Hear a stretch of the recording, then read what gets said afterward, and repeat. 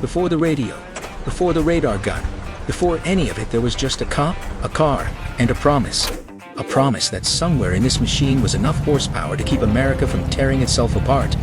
From the cobblestones of 1910 Manhattan to the neon highways of tonight, this is every police car America ever trusted with that promise.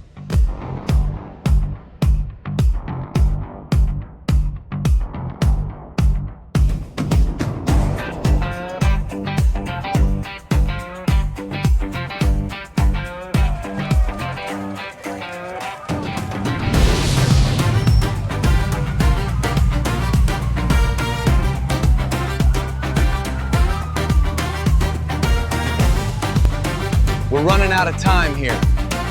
If we don't find him tonight, he's gone for good.